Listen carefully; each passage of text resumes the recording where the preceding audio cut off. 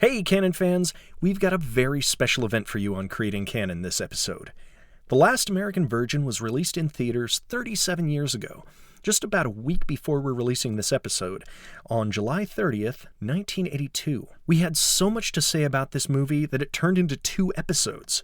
We hope you enjoy it, and we also hope that you watch this movie before you check out the episode, because it's a fascinating look into teen angst and heartache. And hijinks. Don't worry, there's lots of hijinks. Check out the Blu-ray release on Olive Films. On with the show! Hello, and welcome to Creating Canon, with your hosts, AJ Hamilton and Nice Guys Finish Pappas. They do finish Pappas. It's I mean, if they're nice, they would. Yeah. You know, that's actually a misquote. What's that? The whole nice guys finish last thing. Oh, tell me. Yeah. Enlighten me, It was sir. Yogi Berra talking All right. about, and what he actually said was, you see those guys over there. Yeah. They're nice guys and they're in last place. But he never actually said nice guys finish last. Many other people since then have said it. Nicholas C. Pappas! Nicholas C. Pappas. Well, Nicholas, in the theme of Nice Guys Finishing Last... That's funny. I know. That's pretty good. We watched a movie this week. Yes, we did. Called what, my friend? The Last American Virgin, written and directed by Boaz Davidson. Right. Based on his Israeli film from 1978. Okay. That was also produced by Golan Globus. Right. Called Lemon Popsicle. Cool. That film series was so popular in Israel that I think it's either spawned 7 sequels or they've made 7 total movies. Okay. I'm not sure which it is. All right. But it's pretty crazy Well, when you start thinking about it. Not to get too ahead of ourselves, but I think for some canon fodder episodes, we should do Lemon Popsicle and perhaps its sequels. I completely agree, especially because one of the sequels is called Hot Bubblegum, which I think is just really funny sounding. But they are hard to find. I looked for them. Oh, shit. No, I take that back. 8 sequels. So there was 9 Lemon Popsicle movies, apparently. Jeez. All right. Yeah. This movie made... Yes? 0 sequels. I can see why. Oh, actually. Really? Ouch. No, Ooh, AJ's going out the gate. Out the gate with some hate. Out the gate with some hate, absolutely. Oh, dang. Listen, this movie does not end... I'm getting ahead of ourselves. Way ahead. Way If you're ahead. talking about the last moment of the movie, you are way ahead of ourselves. But I'm going to say that this does not wrap up in the same way that, say, American Pie did. Yes. Where it's like kind of a satisfying, open-ended, everybody... Well, let's get there. ...continues on. Let's get there. I don't think this could spawn Band Camp or... The Naked Mile. The Naked Mile. The Book of Love. Well, and I will American say... Wedding. They are definitely... American Reunion. Omega Pie something or other. Man, we've I don't really know. just... I will say they were missing one key ingredient, and it was a Eugene Levy. Yes. Actually, this movie doesn't have a Eugene Levy. No, it does now that I not. think about it. I mean, it has like 3 different mini Eugene Levies. Like the dad... Well, let's... Yeah. we should talk about the plot, Why right? don't we do that? Yeah, before we get any further. Yeah, okay, all right. Here we go. Okay. Did you like Porky's but think, hey, I wish this had more unwanted teen pregnancy and an abortion? Well, have I got the boys losing their virginity teen sex comedy for you? The Last American Virgin. Sounds great. Yeah, I mean... Spoilers, by the way. Yeah, well, I mean... I just went for it. I guess it's to make you aware of what you're in for. Holy shit. This movie. This movie, within the first couple of minutes of it, both of us had said, I think I actually love this movie. You said it like 30 seconds in. Like, we had barely gotten through the opening shot, and you were like, I fucking love this. No, it was the tone that the first scene with him and the owner of the pizza shop had set. And it just seemed... Pizza. The pink pizza. The pink pizza. And just the naturalistic way that scene went. Mm-hmm. The dialogue, except for that pizza box clearly not being loaded with anything in the pizza box. That was actually, they're loading, I mean, they must have loaded 40 boxes of pizza. And 3 or 4 things of beer. And he was delivering the pizzas one at a time. Yeah. And there was this one moment where the pizza boxes going to just get cold. Tip over. Yeah. And it's so clear that there's nothing in them. They catch one, and they're like... And they both just, like, pretend that it didn't happen. And that's what I mean. They were in it. They were really in that scene. They were in that moment. That was... I mean, if you really... That was a really weird fucking moment in that you would have think they went on to a different take. Because it was, at that point, it was like, oh, I mean, it's like today when you see people with a coffee cup... That's not filled with anything. Yeah, that it's so clearly... Absolutely do not understand. I mean, you don't even have to put coffee in it. Just some sort of water or a weight. If you need it to have some weight in it, just put something solid in it. So it looks like they're working with something rather than... I've seen so many people on amateur movies or like student films where they will be like gesturing with their coffee cup like there's nothing in it. And it takes you completely out of it. Completely. It is one of those things that completely drives me up a tree when I see it. Agreed. I hate it. Yep. And it's so avoidable because, I mean, I don't know if you know this, but most places have a sink. And barring a sink, most film sets have water, craft services, water bottles, something. I understand why you don't want to put like hot coffee in there. But but fucking shit. Give these people something to act off of. Something. But past that, we get into this what is seemingly kind of a little bit of a sex romp type movie. Well, it feels almost cookie cutter in the way that it's presented. Well, it starts off, right? So we have the scene where we find our main character. His name is Gary. Right. Gary played by Lawrence Monason, who I thought was actually pretty great. I thought he was really good. He brought a lot of genuineness to the whole thing. He sort of looks like you actually called this out. He sort of looks like John Cryer as Ducky. Yes. He definitely has that hair feel. And I know he was wearing a hat, but yeah. Well, one thing that we should say really quickly right off the bat, this movie was made in 1982. Right. And a lot of these like teen sex comedies of the 80s were set in the 50s or 60s of like, it was a simpler time. Yeah, you could get away with a lot more. Yeah, like I suppose. Even Porky's was set in that time. Yeah. Which is a movie that we'll probably draw a lot of comparison to. Oh, definitely. Throughout. Probably because it's interesting in that I would bet $1 million that Porky's was heavily influenced by Lemon Popsicle. But I would also bet that Last American Virgin was heavily influenced by Porky's. I can see that. I'm pretty sure. What year did Porky's come out? Porky's was 81. Oh, okay. And Lemon Popsicle was 78. Which we haven't seen Lemon Popsicle, but I'm guessing like there's a straight up scene in this movie where somebody is looking through the peephole into the women's shower. Yes. And that might have been in Lemon Popsicle. And if it was, then I'm giving Porky's way too much credit. Sure. Because that was a major plot point in an elongated scene. No pun intended. Because somebody puts his erection through that hole. See? Elongated. I get it now. Anyways. Oh boy. And so after he delivers all those pizzas, supposedly. We meet Gary and the pizza delivery boy. Yeah, and he's in high school and he hangs out with his buddies, Ricky, played by Steve Anton, who was in The Goonies. Okay. In Penitentiary 3. And also my favorite part of him is he has gone on to a career in writing and directing films. Oh. He wrote and directed the Cher starring film Burlesque. Wow. I love that movie in a weird way. An interesting other connection, just throwing this out there. The guy who played Gary was in the movie The Mask. Not Jim Carrey's Mask, but like Mask. You mean Mask with Eric Stoltz. Yes. And Cher. Boom. Oh my goodness. We did it. Let's go home. We don't need Kevin Bacon at all. Not at all. All we need is Cher and The Last American Virgin. That's right. Yep.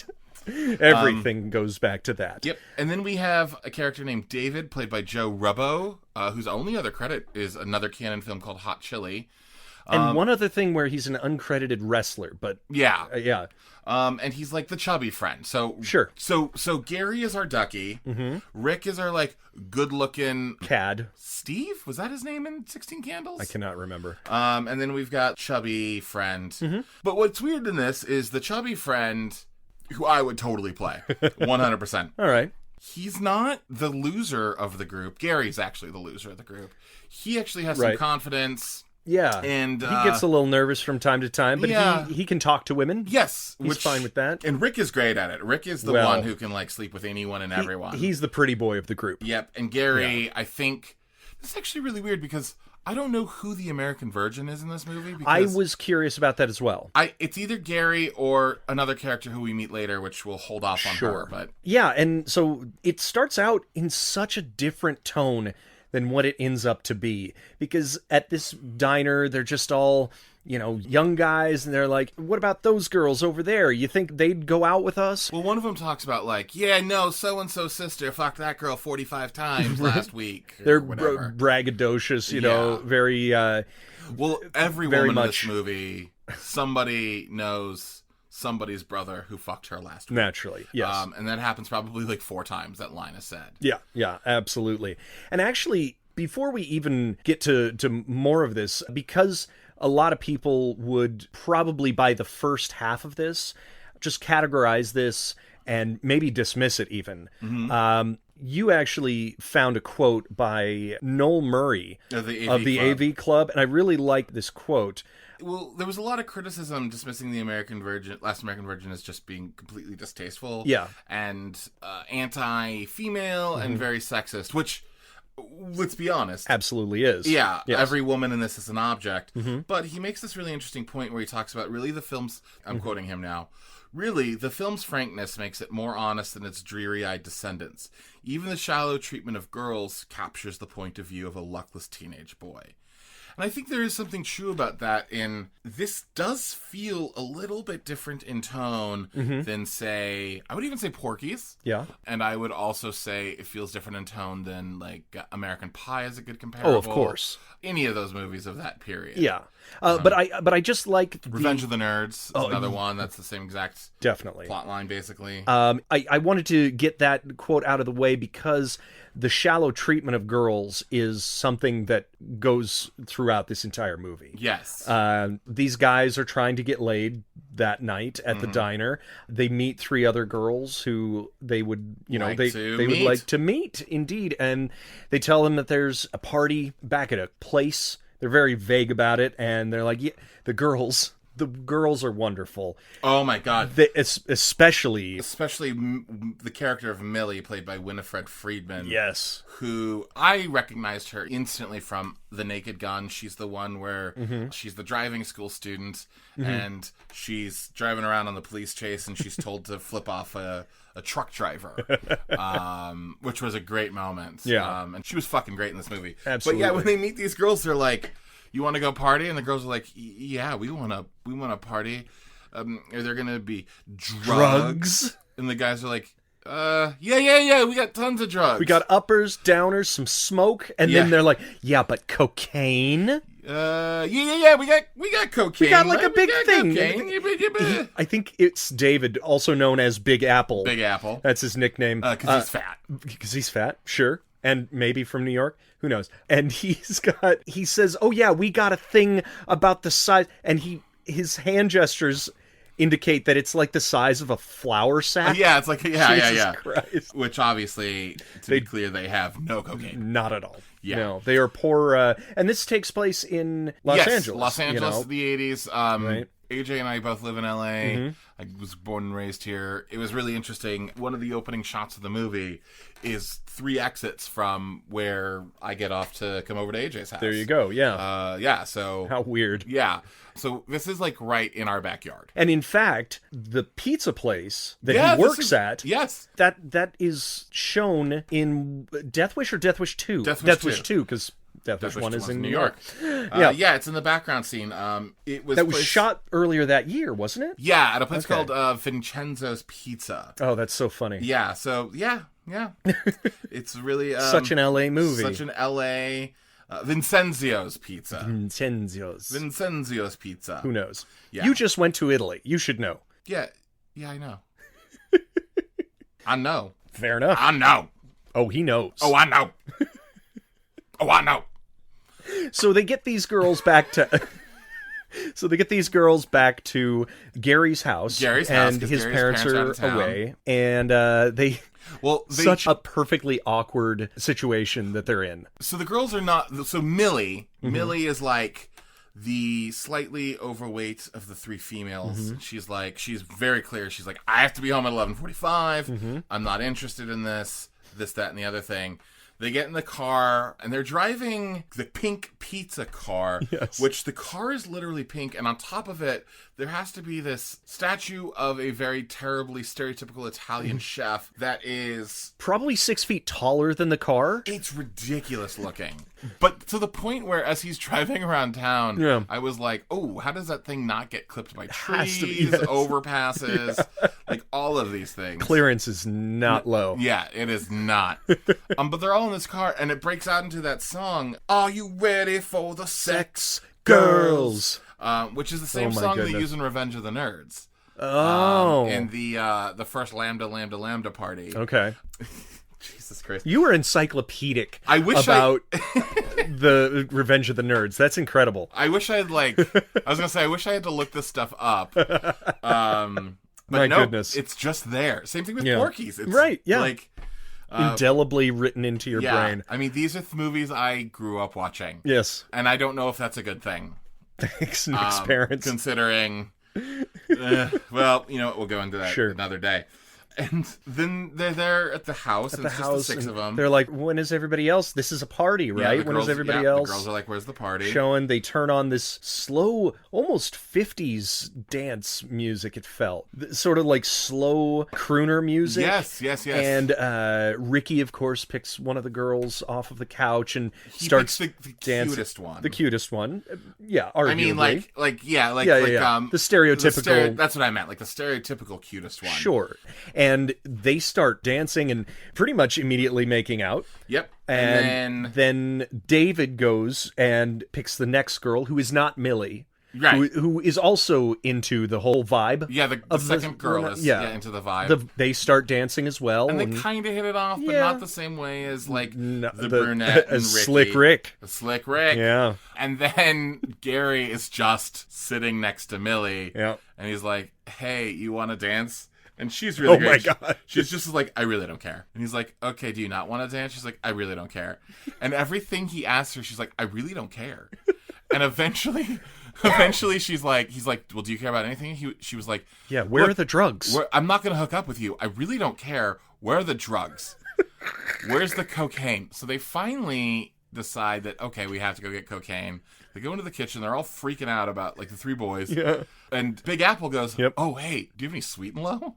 And they bring Sweet and Low out on a mirror. Yep. All three girls do a line of Sweet and Low. And they're like, oh, yeah, this is great drugs. This is the best Colombian I've ever had. That was Millie. Millie said, this is the best Colombian I ever had. For not caring about literally anything else, she really wanted to try some nose candy. She, like, the first girl was like...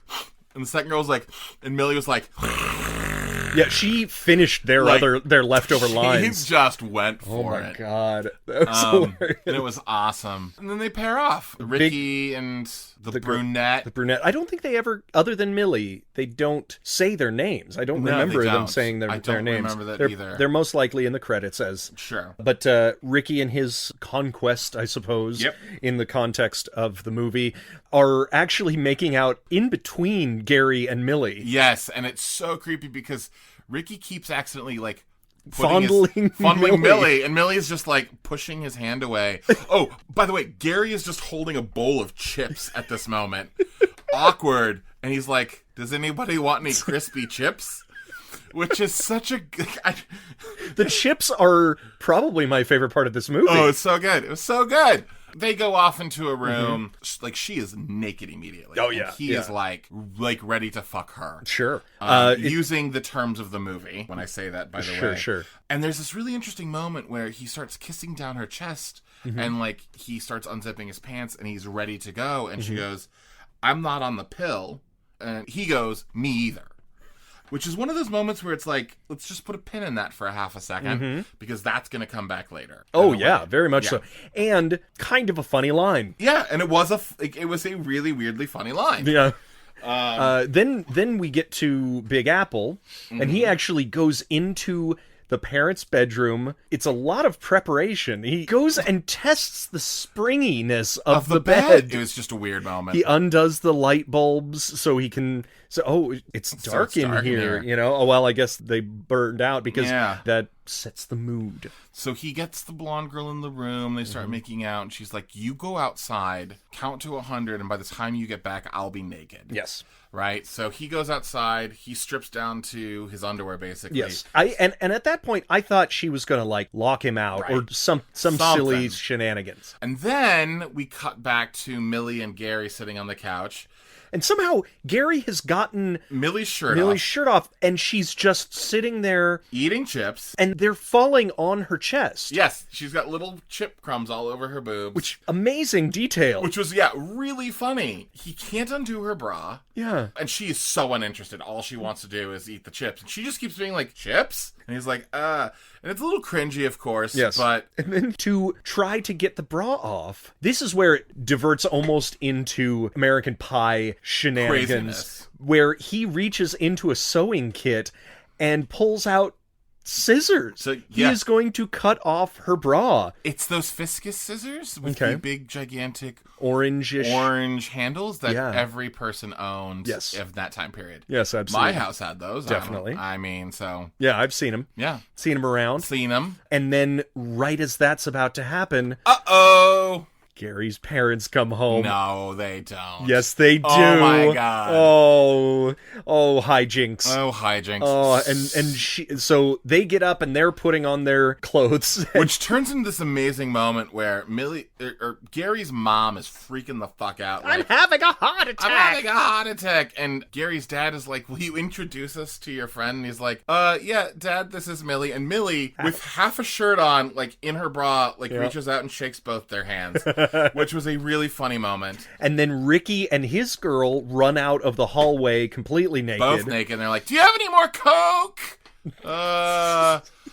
Oopsies. And then Big Apple's the blonde girl Big Apple. She runs out and she's topless. She asks for banaka or something like that. Yeah, do you have any banana? And she covers herself. Yep. Gary's mom freaks out. It's like, get out of here. All five of them run out. Yep. They go to in various levels states of dress. Exactly. Gary's parents go to the bedroom, and Gary's mom is like, I gotta lay down. I can't handle this. I can't. I'm gonna die. Go get me some Advil. Go get me some water, and blah, blah, blah, blah, blah, blah, blah. And what ticking time bomb had they set a few minutes ago? It's Big Apple standing outside counting down. So Gary's mom lays down in the bed, covers herself up with a blanket. We cut to Big Apple outside, and he's like, 97, 98, 99, 100.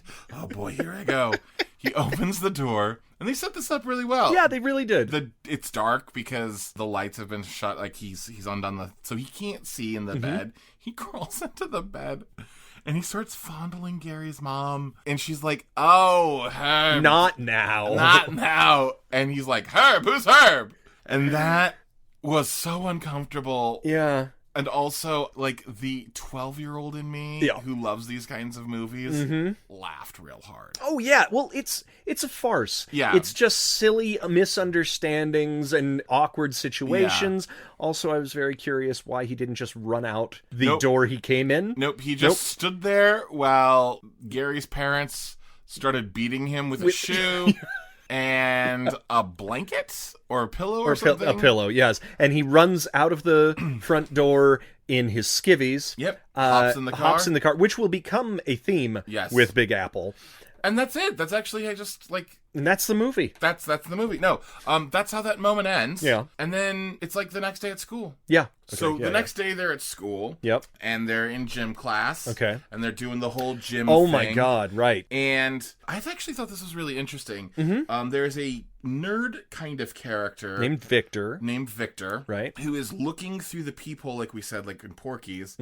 And when all the guys see him, they're like, you fucking creep, You're grosso creep, you perv. Yeah. And then he says this thing where he's like, if you had what I had, you would be okay with everything in this world. Yeah, and they're like, we can't even see it. Yeah. I mean, he's talking about his penis size. Obviously. And then all of a sudden it's like, all right, everyone put in $1, and whoever has the biggest dick gets all the money. And just weirdly, did not expect that to go there. Nope. And then at that point, Gary and Big Apple measure everyone's erection. Yep. Every single male in the movie, except their own, I guess. Maybe they think that they're not gonna win. Yeah. I mean, it's just the two of them sitting there with like all these guys, and they just walk up, show their dicks, and they like line it up with a ruler, and like, all right, write this down. It's 3.5, Jesus 4, Christ. And they get to Victor, and they're like 9 inches, and they look at it, they're like, ooh, right. Really not something that is tackled a lot of times. It's usually it's usually more the male gaze and the not that type of thing. Yeah, it was really weird. Yeah. I have to say that moment is one of those moments. There's several moments in this movie, but that one definitely was where I was like, oh yeah, this is definitely like European. This is made by European people who don't care about things like personal space the same way that Americans do. Or who don't have as many sexual hang-ups. Right. It's interesting, because you did just say I got packed from Italy, which is true. Huh? And when I was in Italy and Greece, one of the things I noticed about men, like even like young men, when they saw each other, they would like hold each other's faces, they would kiss each other. Interesting. And it was definitely like straight men, but they showed affection through touch and through holding in a way that like Americans don't. And it just was one of those things where like you could see that in here. Like you could see that is a thing that's just the way it is. And at this point, yes, something we should have mentioned earlier that we forgot to mention at this point is at the diner that opens the movie, he sees Karen very briefly. That's right. This girl named Karen, and he's infatuated with her like immediately. He thinks she's beautiful. Yes. Now, at this point of the movie, after the whole dick measuring scene, right, he sees her again, and she's going to the school. He finds out she's only been at the school for 3 weeks. She's moved from out of town, and Gary is in love. Yes. Instantly. Definitely. In love, and like that. And as is love, it knows no boundary of propriety. or insanity. Or legality. Because, destruction of property. Right. Because Gary's idea to meet her and to court her, I suppose, is he goes to her house, he releases the air from her front tire. Then he backs up his car, the gigantic pink pizza. Yeah, like the most conspicuous car ever. Pretty much the coolest car in LA at that point. I actually would love to drive that car. Yeah. For like 4 hours. It's like the Wienermobile. Yeah, like it would be cool for a moment, and then it would never be cool again. And then you could never find parking. Yeah, that's what story. I would work. Yeah. So he backs up, drives forward as she's coming out of the house, already a little bit stalkerish. Yep. Because he just did something very odd and destructive to her property. Totally. And this is one of those things where you gotta, how do you say this right? Where it's like, it's a movie in 1982. That was a cute gesture. That was the kind of thing like boys are supposed to do for girls. Yeah. At that time period. Which now we look at it and we're like, yikes. That's not... Well, you hear a grandparent's story. She said no to me 14 times. I stood outside of her office every morning. And I forced her to go on one date with me. That's right.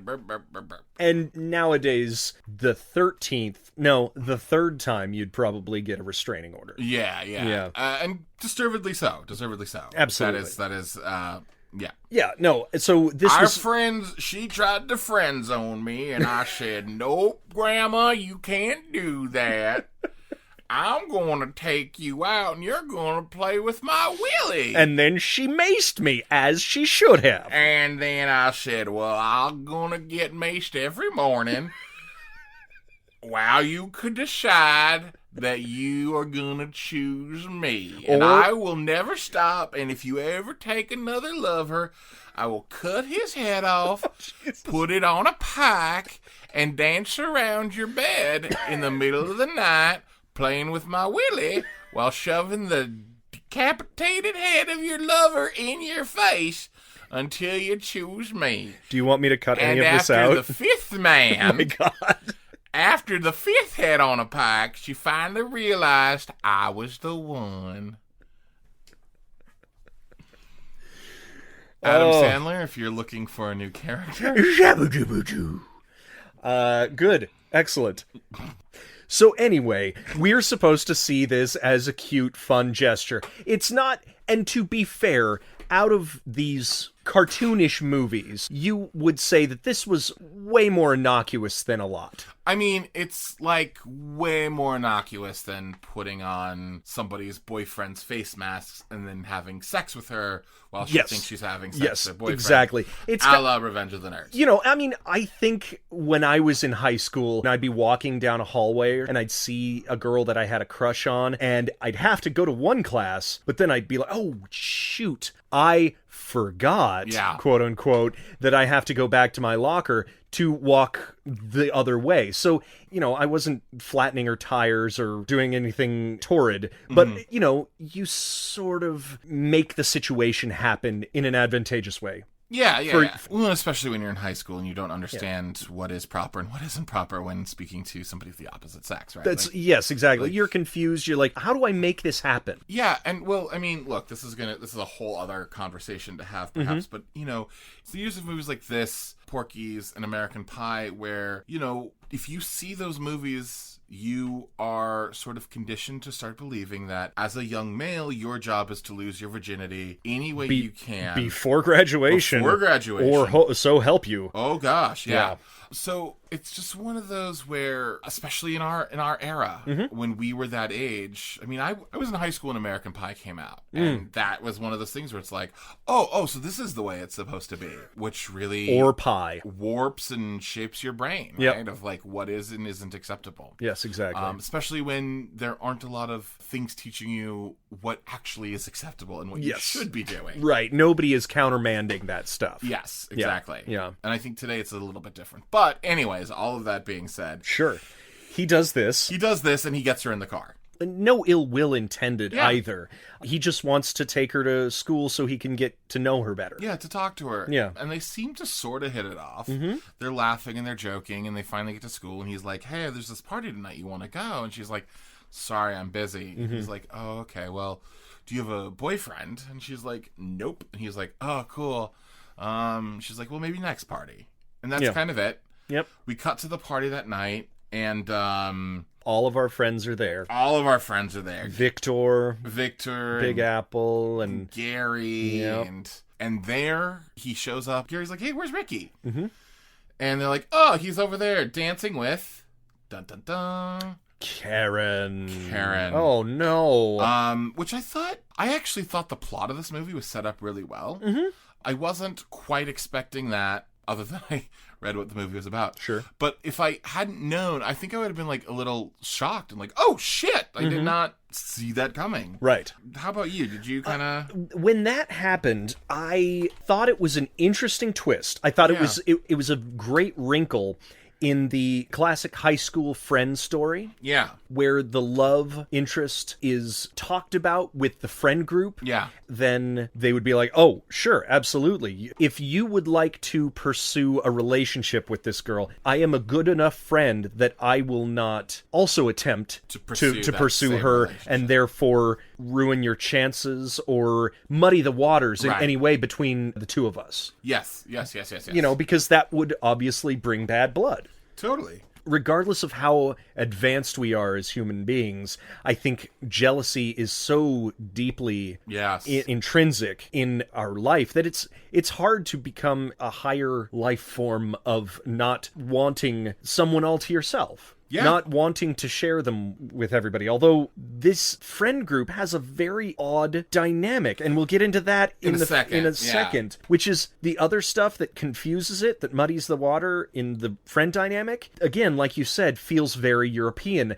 and yet the main conflict of the movie feels very American. And that's a very odd thing, and we'll get to that in a second. Yeah, and that actually we'll get to that in like literally 2 seconds. Yes. One thing before that really quickly is one of my favorite moments of the movie is Gary is starting to get plastered. Like, he's just getting so drunk. Yes. He's just carrying around Jack Daniels. And he's chugging it. Yeah. Karen goes to the bathroom.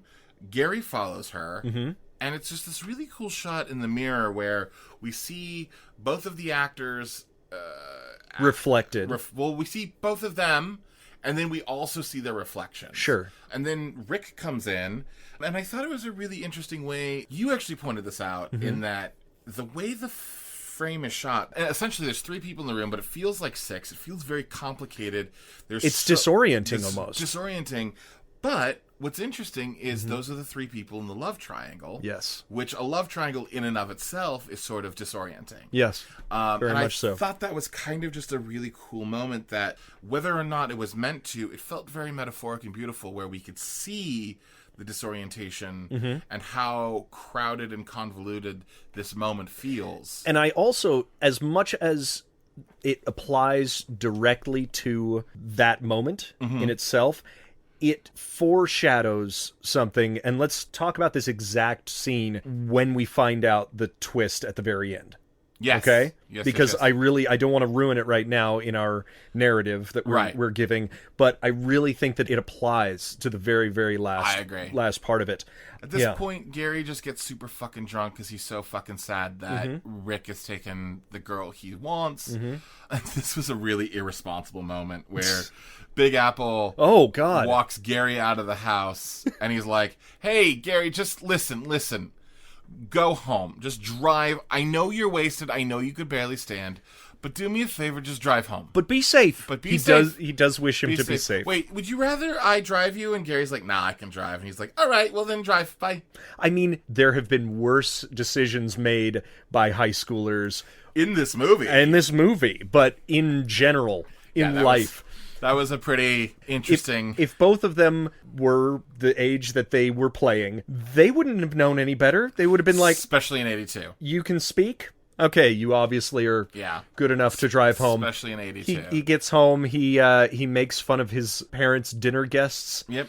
It's great. He's so drunk. He's wasted. There are these weird cuts in this movie where he drops the plate of glasses. He drops the plate of glasses. His mother says, will you please take these glasses to the kitchen? Yes. And then he drops the glasses. After being a smart-ass to some of the other guests. It drops, and instead of any sort of repercussions or finality to that scene, it just cuts to daytime in the school. It doesn't even cut to the fact that he's like hungover at school. He just gets up and he's drawing on his notebook with the name Karen over and over again, and he's forced to give an answer to a thing. So it's not like it has connective tissue, is what I'm saying. There's a bunch of times where it does that. Like after that scene, it just cuts to him working. Yeah. And he's delivering pizzas. He delivers pizza to this woman named Carmela. Oh, that's a weird little like probably side story.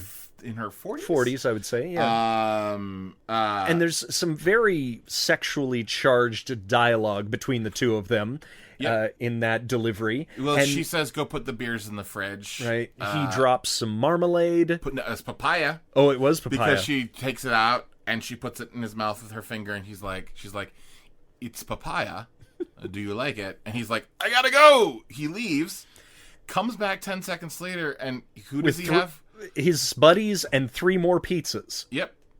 They get in, and Carmela's like, oh, cool, I'm gonna fuck all of you. Yeah, let's dance a little bit, and let's go in my bedroom. She fucks, like, she has sex with Rick. She has sex with Big Apple. And then just before she's about to have sex with Gary, her lover comes home, chases them out. Big Apple, yet again, half naked, has to run to the car. We encapsulated the scene in like 35 seconds. In the movie, it takes place over like the course of 9 or 10 minutes. Yes, and it feels such a departure from the current storyline that it probably could have been cut. Or it should have actually come before him being interested in Karen. Yes. This feels like that kind of like early scene in Porky's where we are establishing the relationship with the boys. Yes. And in fact, it does mirror the later scene with the call girl. Yeah. But this is the weird thing. So it does make sense because it does establish their relationship as friends and apparently Eskimo brothers? Yeah. That's the word for it. Yeah. Well, what I was going to say, what then happens now, after that, like, side quest, they get back focused on Karen. Yeah. There's some scenes where, like, there's some flirting with Karen, and Karen's definitely more interested in Ricky. And we didn't even mention Rose, who is Karen's best friend, who they're trying to constantly pawn off on Gary. Yeah, they being Ricky and Karen. Yes, and she was actually played by Kimmy Robertson, and she's been in a bunch of stuff. Honey, I Shrunk the Kids, Don't Tell Mom, The Babysitter's Dead. She was in Leprechaun 2. And I couldn't place it for a while, but she is the receptionist for the sheriff's office in Twin Peaks, and I absolutely love her. Mm-hmm. She's wonderful. I love her from Don't Tell Mom the Babysitter's Dead and Leprechaun 2. I mean, different strokes for different folks. What Indeed. Can I say? Well, she wasn't in Different Strokes, so. Oh, I see. I see. That was a different. You were incorrect. That was Gary Coleman. Jesus. I see. Yep. Got it. Well, and while they're trying to hook Gary up with Rose, they actually pull this really shitty trick on Victor, the well-endowed fellow. The nerd with the gigantic dick. Right, exactly. They say, hey, let us borrow your car to pick up these 3 girls, and we'll bring you back the car, and all 3 of us will go somewhere. But they have no intention of coming back. No. For Victor, they go pick up Rose and Karen, and they go out to what's called the Point, which is on the beach, and they proceed to both make out in the car, and Gary's foot hits the brake release, and they roll down the hill without realizing it into the ocean. Now, this is another one of those weird non-consequence transition, because they see Victor like 100 times. A couple more, many more times at school and at parties, and it is never brought up again. Yeah. For there being such consequence in this movie at the very end, there's absolutely nothing from scene to scene that ties everything together. It's very odd. Even at this point, they've now established that, like, Karen and Ricky are way into each other, and Gary is way into Karen, but Karen has no interest. And then Karen's about to go on a date with Ricky, and Gary's like, hey, you know what? No, actually, I have a better idea. There's this redhead that works on Hollywood Boulevard. My brother's fucked her like 19 times. We should all go and fuck her. And Ricky's like, oh yeah, okay, cool. Let's do it. For 1 second, he's like, yeah, but I got this date with Karen. No, you're right. You're right. Boys will be boys, right?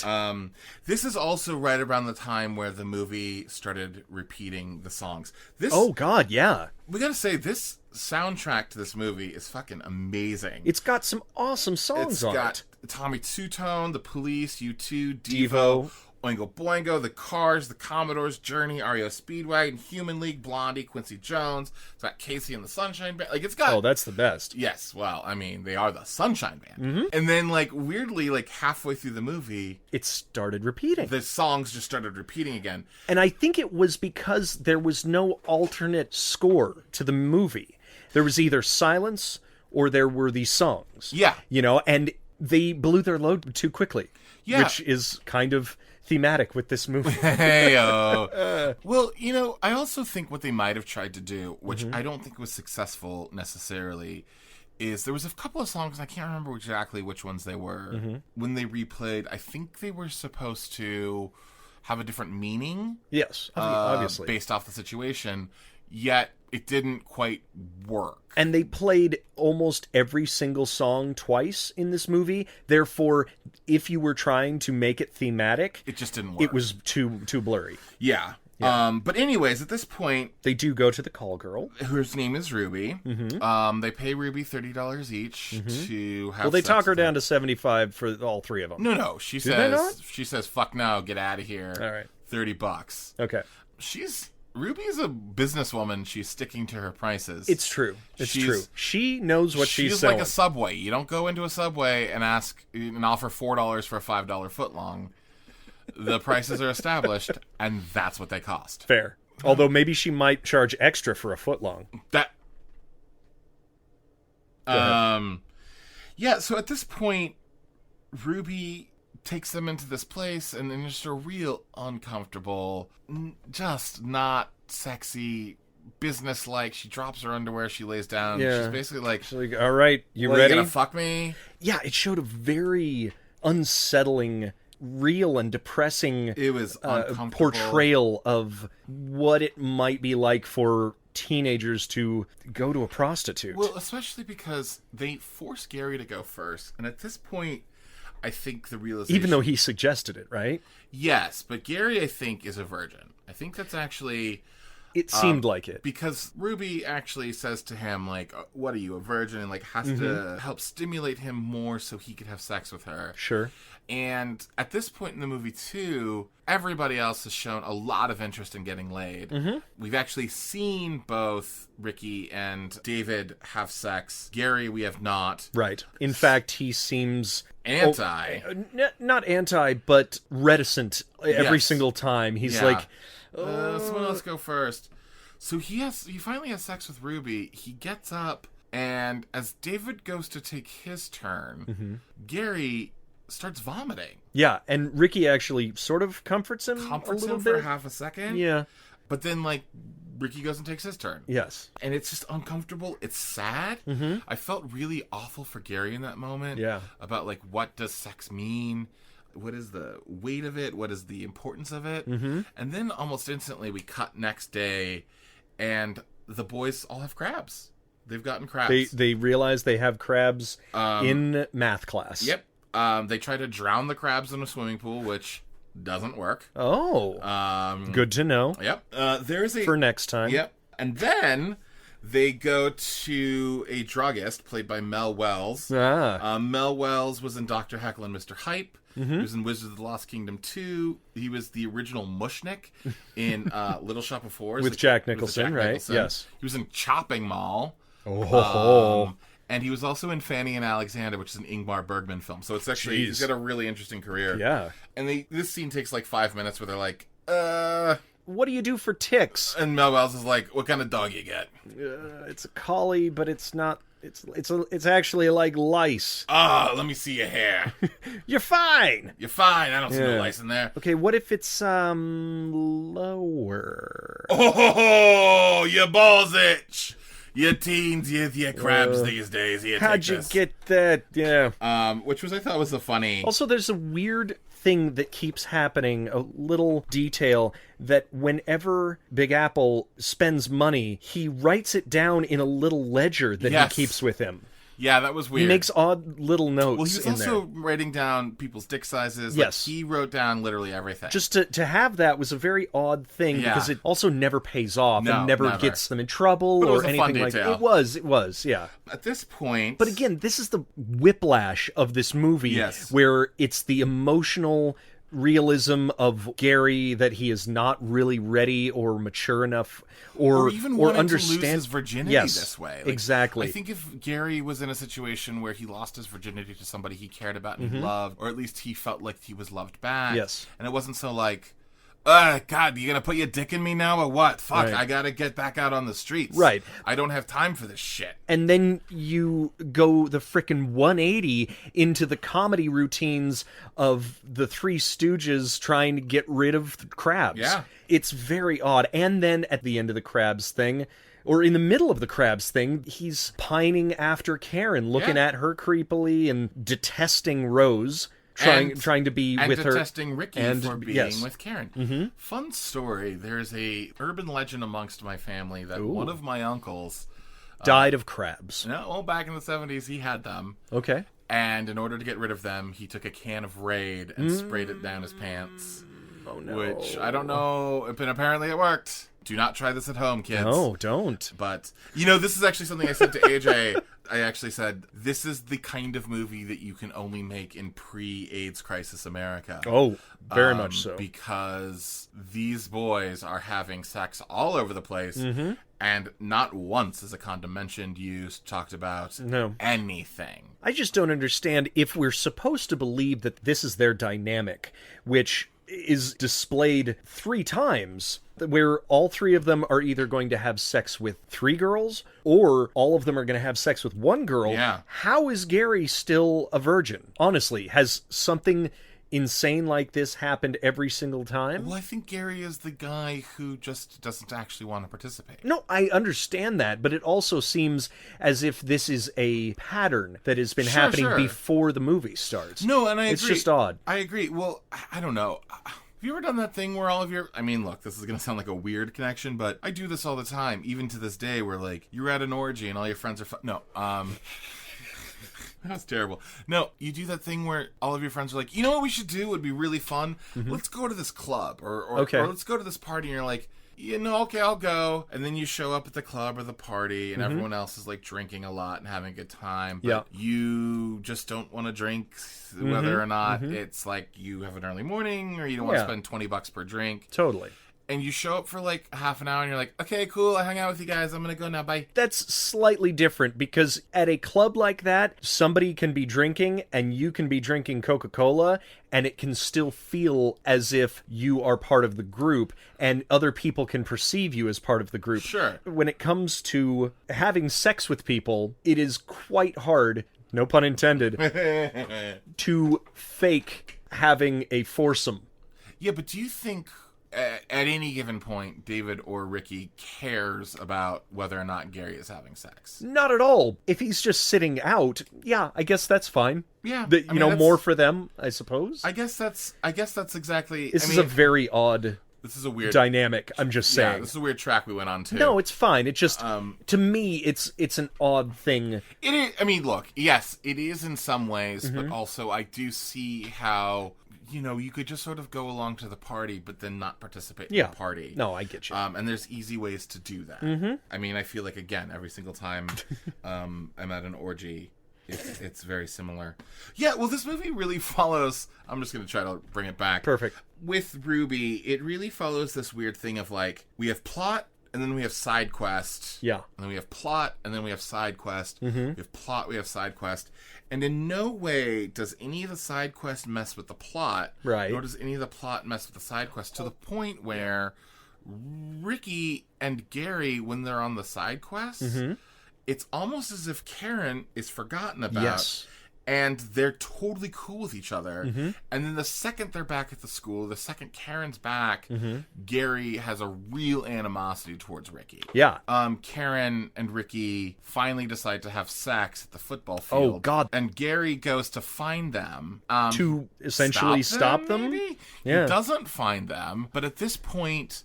Ricky says, I took Karen's virginity. So this goes to that question of who is the last American virgin. Yes. Is it Gary, who lost his virginity to Ruby? Essentially. Or is it Karen, who lost her virginity to... Ricky. Or is it Millie, who just wanted cocaine. Who do you think is the last American virgin? Email us your thoughts at creatingcanon@gmail.com, and we'll see you on the next episode of Creating Canon, with the thrilling conclusion of The Last American Virgin. You can follow us on Instagram, Twitter, and Facebook, all at Creating Canon, that's CANNON, for new episodes and some fun history lessons about canon films. Subscribe to us on Spotify, Apple Podcasts, YouTube, or wherever you get your podcasts. Give us 5 stars, a review, a follow, or a thumbs up. Thanks! And as always, good night and good canon.